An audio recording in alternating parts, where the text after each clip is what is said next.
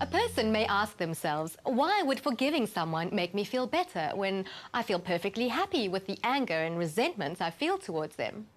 According to Rabbi Zevi Weinberg, this is most certainly an unhealthy frame of mind and can be completely debilitating.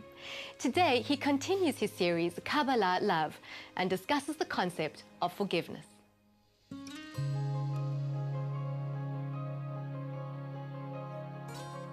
This chapter is all about forgiving.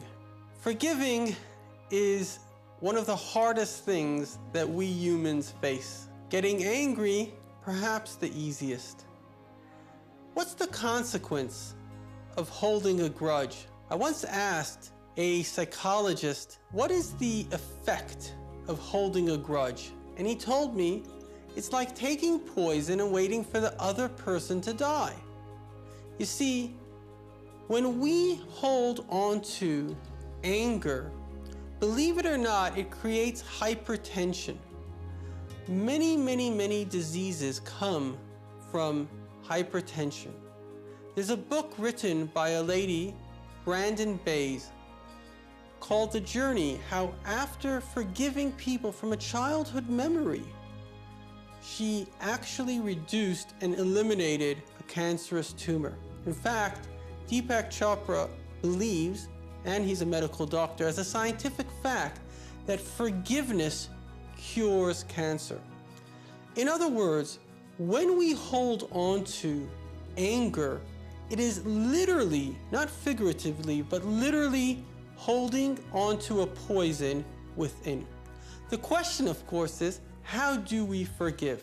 Deepak Chopra believes that we all can forgive, but some of us simply don't really have access to our heart.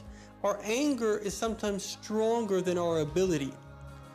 Just as we mentioned in last month's segment, that the most important commandment in the Bible is to love your friend as much as yourself, the Baal Shem Tov teaches us that there are 248 do's and 365 don'ts in the Bible. And for every do, there's a corresponding don't. So the opposite of love your friend is don't hold on to anger. Don't hold a grudge. And in fact, Jewish law teaches us that if for any reason you can't find it in your heart to forgive, you should actually confront the other person and tell them, I'm upset that you did X to me. Why did you do that? Not to take revenge, but to let that poison out of you, because as long as you hold on to anger, as we mentioned, it is literally holding on to a poison. And last but not least, the Kabbalistic method of dealing with anger is it teaches us that we should all learn from Joseph. If you think about who could have had the angriest, bitterest life in the Bible, it was Joseph. His own brothers took him and they sold him as a slave. And what did he do? In the end, he brought them all down to Egypt. He fed them. He clothed them. He was like a father to them. And when the brothers were afraid, when their father Jacob died, they thought maybe he's going to take revenge. He says, you have nothing to fear. You didn't sell me as a slave. God sold me as a slave. And he had a good reason, because he knew that I would have to come and help you later.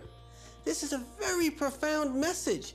If we believe that God runs the world, we don't get upset at people, because when we get upset, it's only because you did something that you shouldn't have done to me.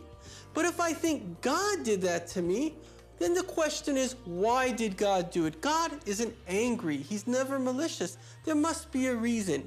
And as we discussed in chapter 2, in divine destiny, there's a positive purpose behind everything that possibly occurs. So in other words, if we can just think this world is run by God, and even though what happened to me maybe was unjust, but the person who did it to me was only a messenger. The challenge of this week is how to get over anger. Write a list of all the people who have ever angered you, and write next to each name, I forgive you.